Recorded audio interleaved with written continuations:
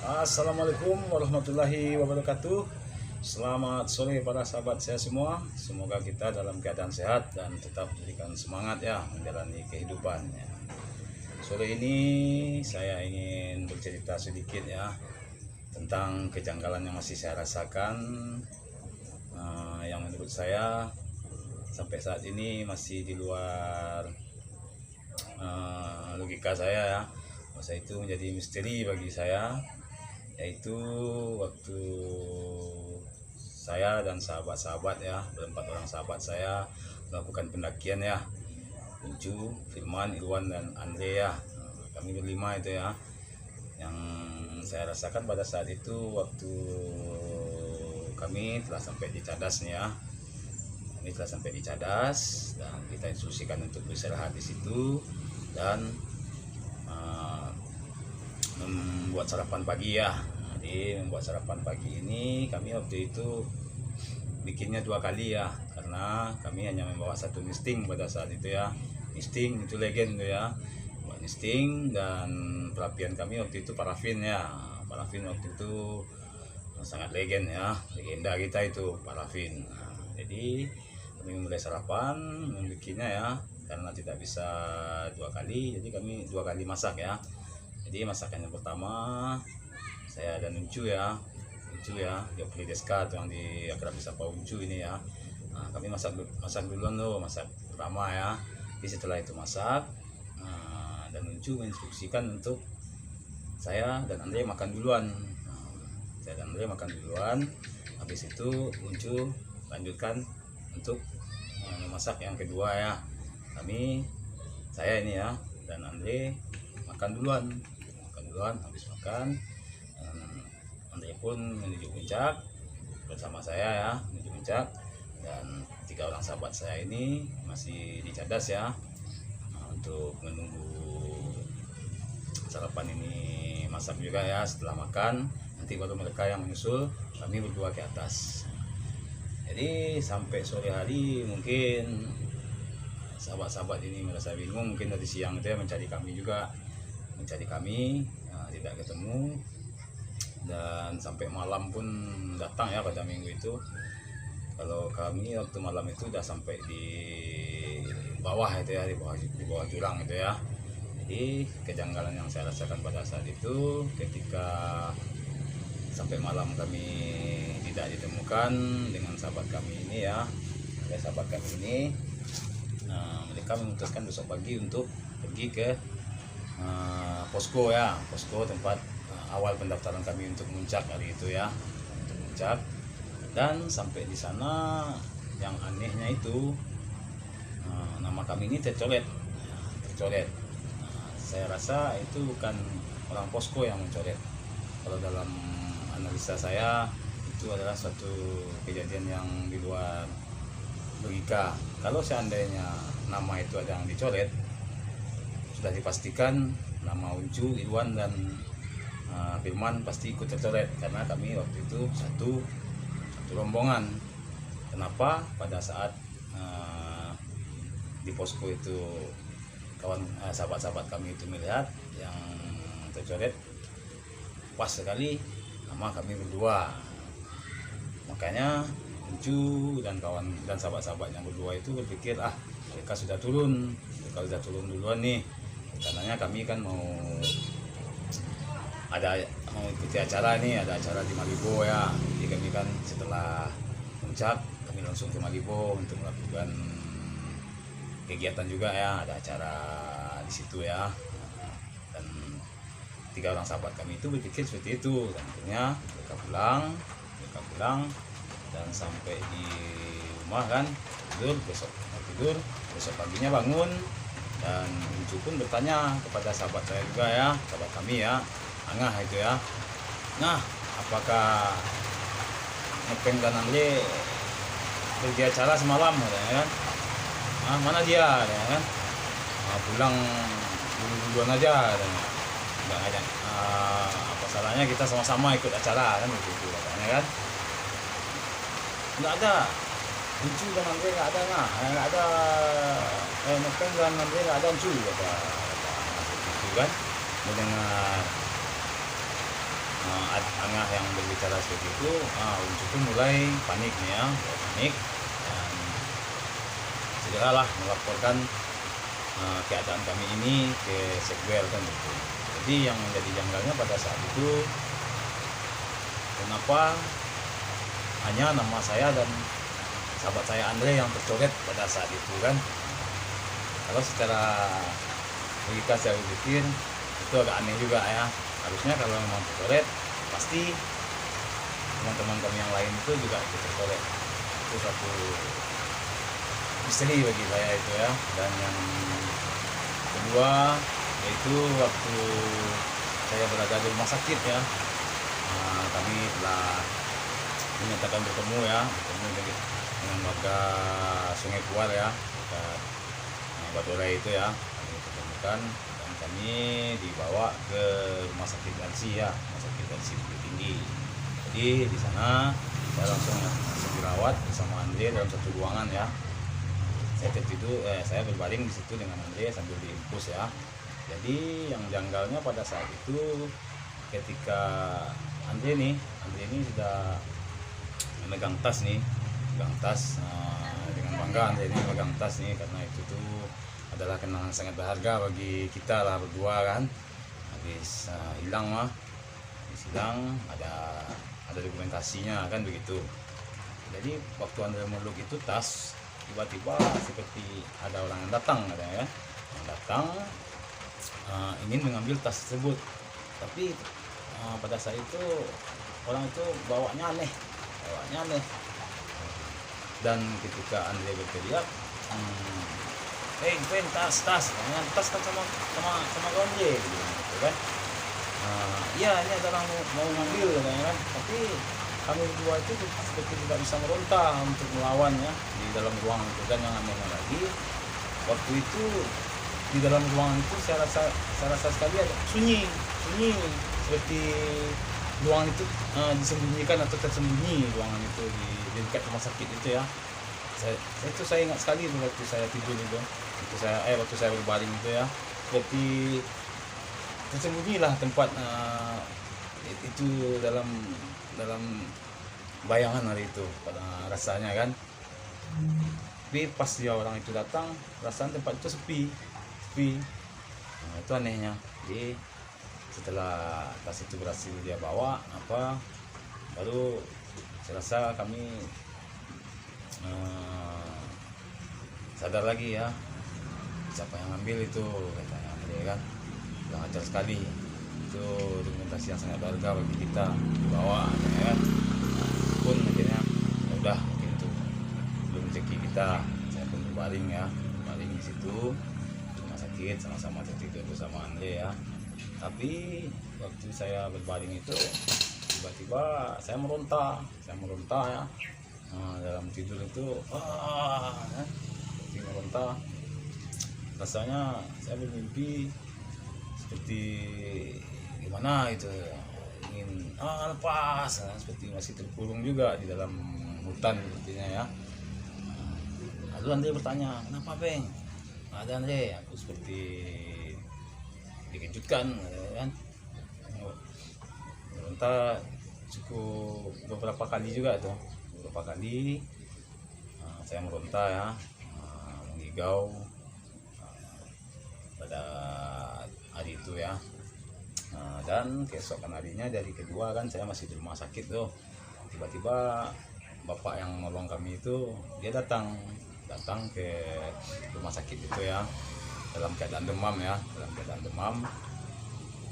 dan dia sempat berbicara ya, sempat bilang tadi malam dia bermimpi katanya ada sesosok orang yang menghadang dia dalam mimpinya itu ya, marah, dalam keadaan marah katanya kan. Kenapa mereka berdua kamu bawa? Seperti itu dia bilang sama bapak itu kan.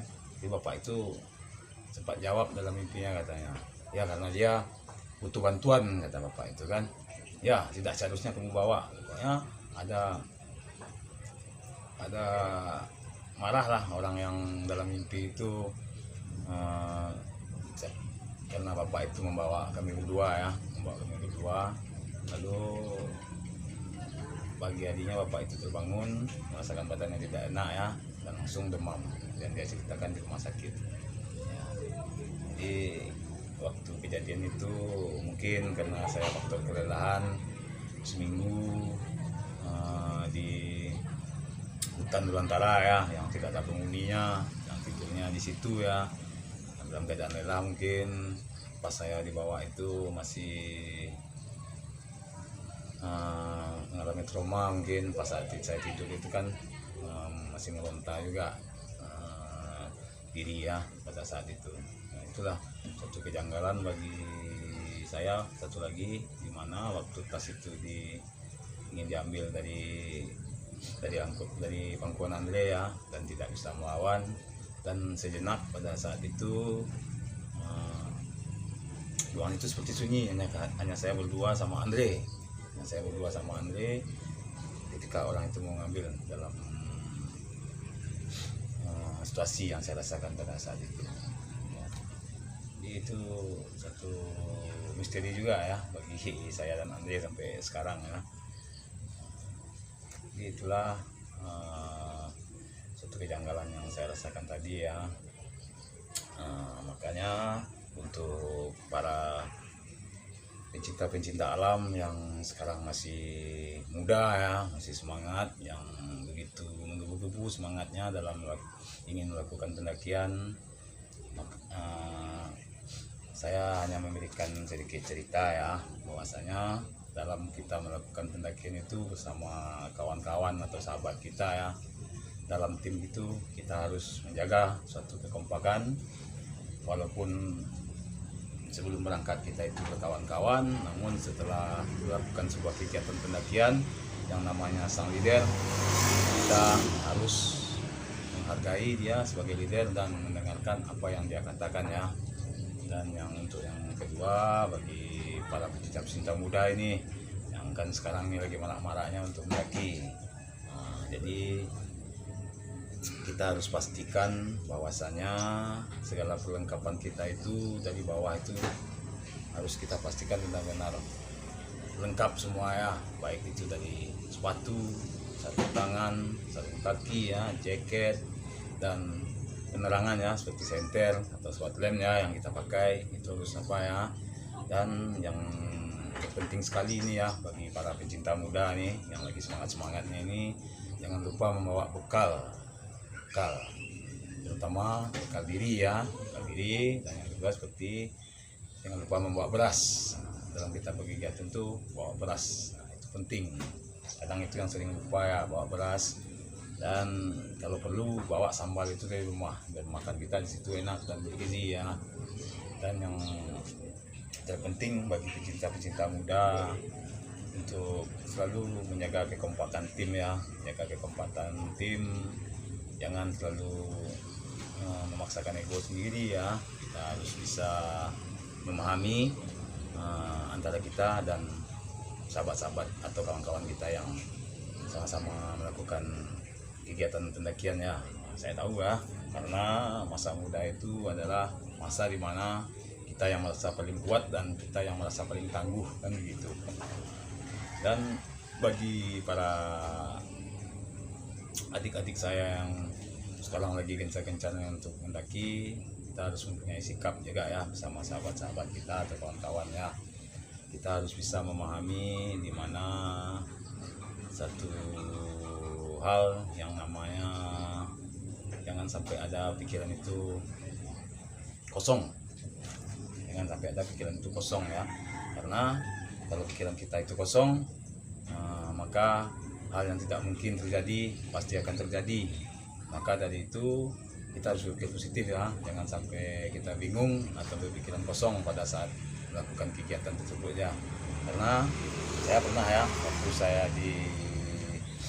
dididik ya di tahun 99 waktu itu ya, saya melakukan pendidikan dan pendidikan dasar untuk pencinta alam ini ya. Saya melakukan pendidikan karena waktu itu saya di sungai ya, di sungai direndam, dan saya hari itu pikiran saya kosong. Lalu tiba-tiba itulah hebatnya pelatih saya ini ya, pelatih yang melatih saya pada saat itu. pelatih saya ini tahu di mana siswa-siswanya dalam keadaan yang tidak stabil lagi, tidak kosong. Jadi langsung saya ditampar ya, Pak, langsung saya buyar. Jadi hilang pikiran kosong tadi, dan dia berbicara seperti ini, hei tuan, katanya kan, apapun yang terjadi dalam kehidupan kamu saat ini dan apapun yang kamu jalani, beratnya rintangan, ingat satu hal, pikiran kita jangan sampai kosong. Itu saya ingat sampai sekarang itu ya. Jadi dalam kita melakukan satu perjalanan ya, walaupun banyak rintangan, ingat pikiran kita jangan sampai kosong.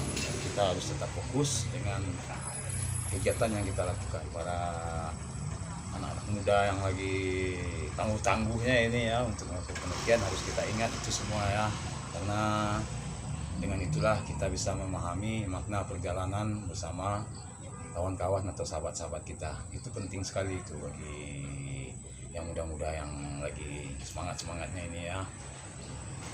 Jangan lupa segala sesuatu itu harus benar-benar siap dan benar-benar matang untuk kita lakukan ya.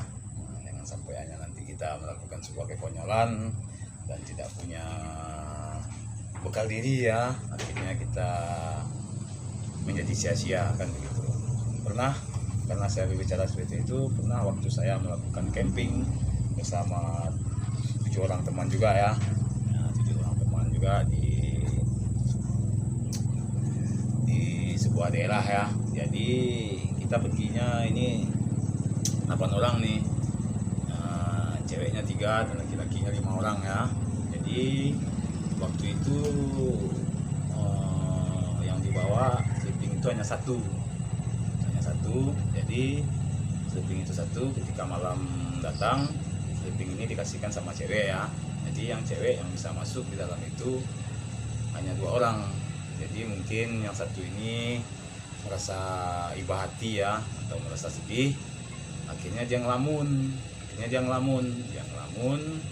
karena tidak dapat bagian juga masuk ke dalam sleeping tersebut ya, makanya dia ngelamun. Di situ dia masuk ya. Jadi waktu itu sempat dia bilang, pas waktu ngelamun itu dia bilang, tutup tendanya, kata cewek yang tidak dapat pakai sleeping tadi kan. Saya terkejut, saya lihat kan, rupanya dia ada kemasukan tangannya ini sampai seperti kram nih ya. Saya tarik bibirnya ini, udah kaku nih ya. Saya takutnya lidahnya ini nanti kegigit ya. Saya ambil sendok, saya coba apa kan ya, bawang putih pada saat itu ya. Dan yang satu lagi dia hampir lari itu ke bawah jalan itu ya. Malam itu kalau seandainya tidak bisa saya pegang hari itu, dia pasti akan hilang ya. Jadi dari itu untuk para sahabat kita atau para adik-adik kita yang lagi semangat ini, tolong jaga kekompakan dan tolong berpikiran positif, dan kita harus menciptakan perjalanan itu harmonis ya. Suka duka yang kita lalui itu kita rasakan bersama ya. Jadi seandainya ada kekurangan, kita sampaikan baik-baik ya. Jadi jangan sampai karena kita saking bangganya dengan kita berangkat, sementara seperti sleeping tadi itu hanya satu ya, dan tidak bisa memberikan arahan atau gimana. Harusnya kita kan bisa memahami itu, memberikan sikap, atau kita ganti-gantian aja kan, harusnya begitu. Mungkin orang yang berdua ini terlalu asik atau apa, dan yang satu sedih. Jadi untuk para sahabat semua, bagi kita ya, penggiat itu ya, adik-adik ya, kita harus kompak ya, harus bisa kita menjaga tim kita, karena di setiap tim itu kita akan mempunyai satu ilmu kita masing-masing ya, yang berbeda-beda yang kita satukan. Nah, dari situlah tim itu bisa kuat dan kita bisa melakukan kegiatan itu dengan selamat sampai kita pulang kembali ya. Jadi bagi para kaula-kaula muda ya, wajar, masa muda itu masa dimana kita merasa paling kuat dan paling tangguh ya. Jadi tolong kita dalam melakukan kegiatan, kita coba untuk mulai dari awal itu mempersiapkan segala perlengkapan ya, terutama kita harus perlengkapan diri kita, itu harus kita maksimalkan ya, dan kita harus saling mengingatkan di bawah apa yang kurang, apa yang apa, dan bla bla bla nya lah. Yang penting perjalanan kita menjadi perjalanan yang bermakna. Oke, sekian cerita saya di sore hari ini. Semoga ada manfaat yang bisa diambil, yang tidak ada manfaatnya tidak usah diambil, kan begitu. Semoga kita tetap semangat dan sehat selalu ya. Salam lestari, salam kopi rindu. Assalamualaikum warahmatullahi wabarakatuh. Lestari.